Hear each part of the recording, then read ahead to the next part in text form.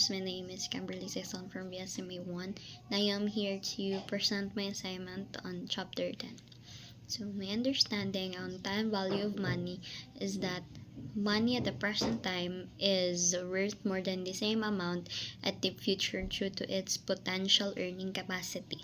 And this principle holds true because money today can be invested or saved to interest, allowing it to grow over time. And however, in terms of inflation, which causes the prices to rise, meaning the purchasing power of money decreases as time passes, and there is always an element of risk that future payment may not be received. And now let's differentiate nominal interest and the effective interest rate. So nominal interest, this is the stated or face rate. In simple term, it is the number you see written on the contract or loan agreement. Um, just like a coin or bill has a value written on it, this rate is the number you can see on the surface.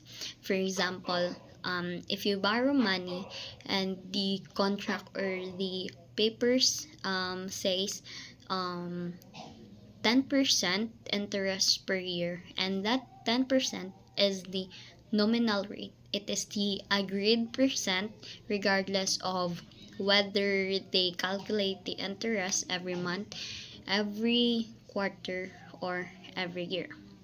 Now let's forward on the effective interest rate. So the effective interest rate is it is the one that shows you the true percent of what you actually earned or what you really pay. It is considered the real rate because it looks at the whole picture. For example, if a loan says 20% nominal rate but they calculate interest every month, you are actually paying more than just 20% per year.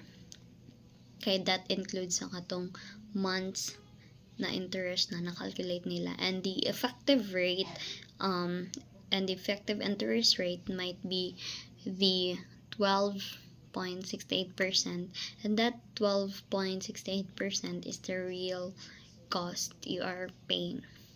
Next is let's define compounding periods and compounding amount. So compounding, it means interest earning more interest. You earn interest on your original money, and then you also earn interest on that interest.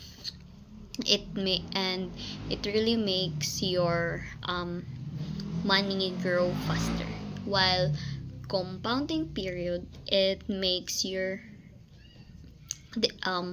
is how often the interest is calculated and added to your account. For example, annually is um, once a year, and semi-annually, that is twice a year, and that include 6 months, and quarterly, that is four times a year because quarterly includes 3 months, then or even monthly. And one thing about this is the more frequent the periods, the faster your money grows. So next is the compound amount. This is simply the total amount you have at the end after all compounding is done, after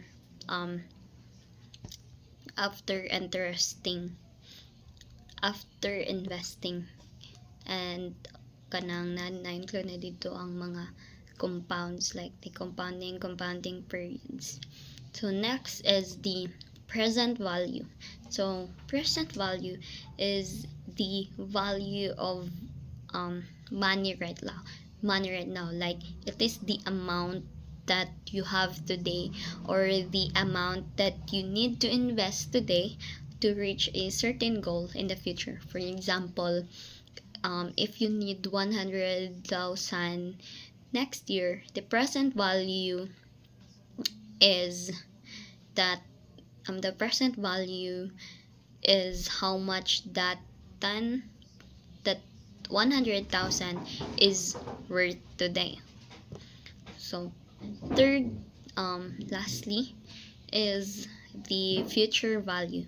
So the future value is the value of the money later. Kung ang present value is what amount you have in the present, then future value is the amount that you will be having in the future.